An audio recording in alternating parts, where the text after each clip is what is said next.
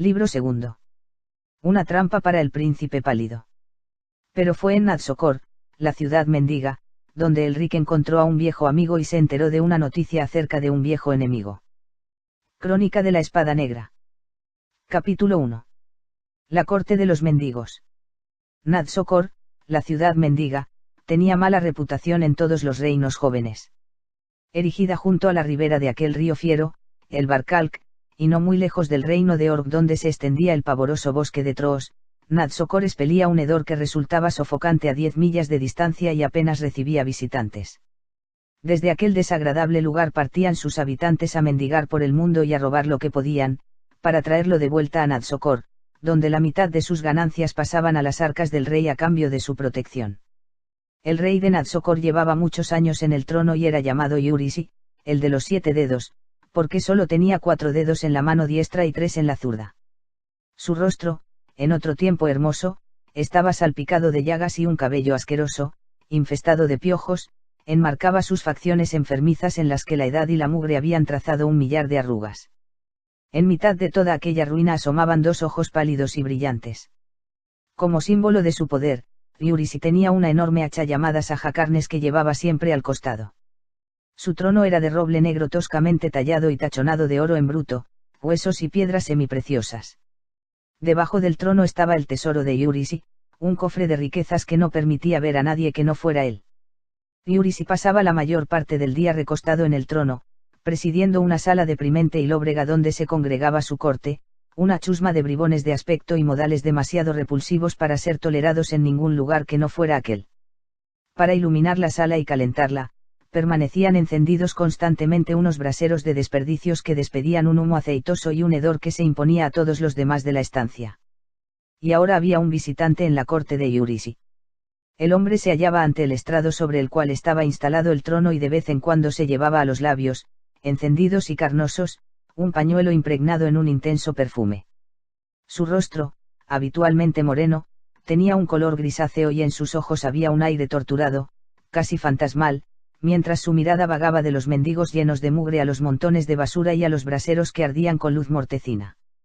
Vestido con las ropas amplias de brocado que llevaba el pueblo de Pantang, el visitante tenía ojos negros, nariz ganchuda, cabellos negro azulados y barba rizada. Con el pañuelo ante la boca, hizo una profunda reverencia al llegar ante el trono de Yurisi. Como siempre, en la expresión del rey se confundieron la codicia, la debilidad y la malicia mientras observaba al extranjero cuya llegada le había anunciado uno de los cortesanos no hacía mucho.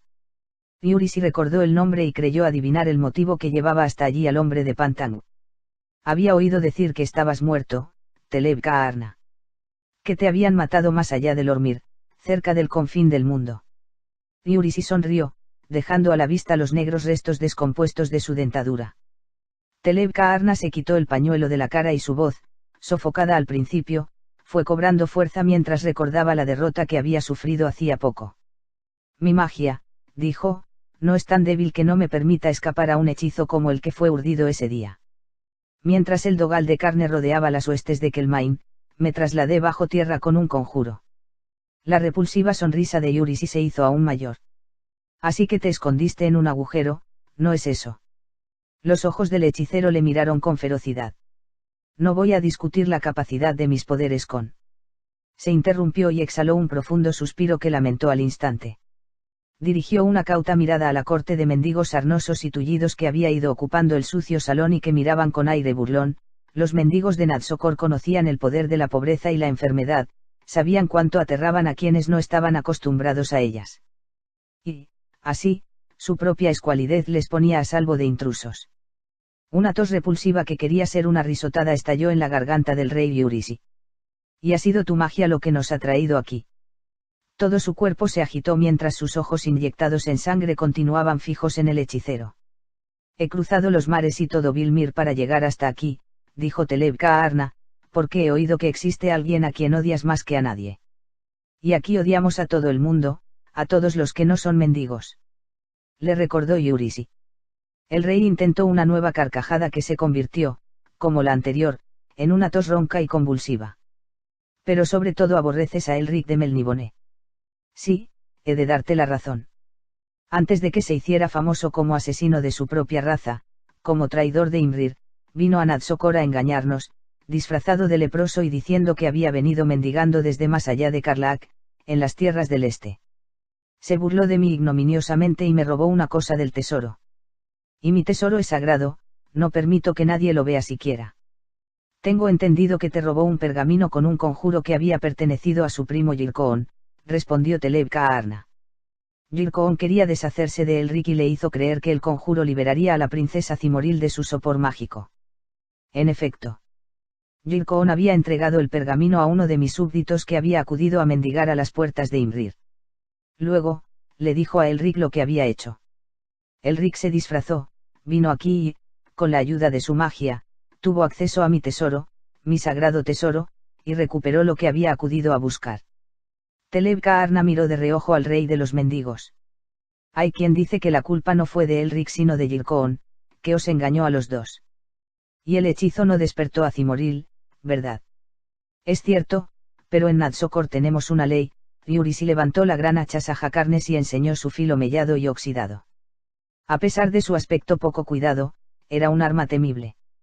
Y esa ley dice que el hombre que vea el sagrado tesoro del rey Yurisi debe morir, y que su muerte debe ser la más horrible, a manos del dios ardiente.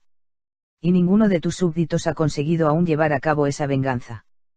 No, pues debo ser yo personalmente quien le anuncie la sentencia antes de que muera. Elric debe presentarse de nuevo en Natsokor, pues solo aquí puede recibir el destino que le tengo preparado. Yo tampoco siento el menor aprecio por Elric, dijo Teleb-Ka'arna. Yurisi volvió a emitir aquel sonido, medio carcajada y medio tos. Sí, he oído que el albino te ha perseguido por los reinos jóvenes, que le has lanzado conjuros cada vez más poderosos y que, a pesar de todo, te ha derrotado en cada ocasión. Teleb-Ka'arna frunció el ceño antes de replicar. Ten cuidado, rey Yurisi. He tenido poca fortuna, pero sigo siendo uno de los mayores hechiceros de Pantang. Pero desperdicias tus poderes inútilmente y pides mucho de los señores del caos. Un día, se cansarán de ayudarte y buscarán a otro para que lleve a cabo sus encargos. Tras esto, el rey Yurisi cerró la boca, apretó los labios sobre su negra dentadura y estudió a Teleb-Ka'arna de arriba abajo sin que sus ojos pálidos parpadearan una sola vez. Se produjo cierta agitación en el salón cuando la corte de los mendigos se acercó amenazadora hacia el hechicero, quien escuchó el sonido de unas muletas, el arrastrar de unos pies deformes, el movimiento de unos garrotes. Incluso el humo aceitoso de los braseros parecía amenazarle mientras se alzaba a regañadientes hacia la oscuridad del elevado techo de la sala. El rey Yurisi puso una mano en el mango de la sajacarnes y se llevó la otra a la barbilla, mesándose la perilla con sus uñas rotas. A la espalda del hechicero, una mendiga dejó escapar un ruido obsceno y soltó luego una risilla. Casi para consolarse, el hechicero de Pantang volvió a cubrirse la boca y la nariz con el pañuelo perfumado y empezó a incorporarse, dispuesto a enfrentarse con un ataque, si éste se producía. De todos modos, supongo que todavía conservas tus poderes o, de lo contrario, no estarías aquí, dijo de pronto Yurisi, rompiendo la tensión. Mis poderes aumentan. De momento, quizá. Mis poderes. Supongo que has venido aquí con un plan que tienes la esperanza de que conduzca a la destrucción de Elric, continuó Yurisi sin la menor crispación. Los mendigos que le rodeaban se relajaron. Ahora, Teleb-Ka'arna era el único que mostraba alguna señal de incomodidad. Los ojos brillantes de Yurisi, inyectados en sangre, tenían una expresión sardónica. Y has venido a buscar nuestra ayuda porque sabes lo mucho que odiamos a ese maldito albino de Melnibone. Teleb-Ka'arna asintió y respondió. ¿Quieres saber los detalles de mi plan? ¿Por qué no? Yurisi se encogió de hombros. Por lo menos, puede que resulten interesantes. Teleb-Ka'arna miró con aire de disgusto a la depravada multitud que le rodeaba burlándose de él y deseó conocer algún hechizo que pudiera eliminar el hedor. Aspiró profundamente a través del pañuelo y empezó a hablar.